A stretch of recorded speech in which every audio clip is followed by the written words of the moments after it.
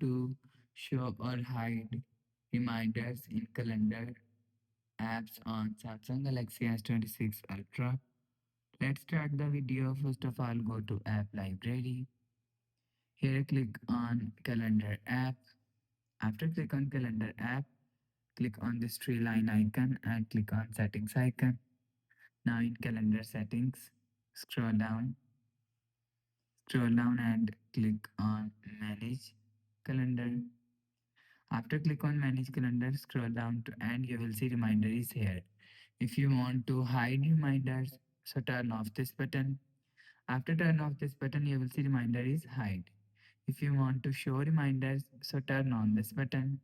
After turn on this button, you will see Reminder is show. So you will show and hide reminders from here. After the process, go back to home screen. So that's how you can show or hide reminders in calendar apps on Samsung Galaxy S26 Ultra. If you like the video, please subscribe. Thanks for watching.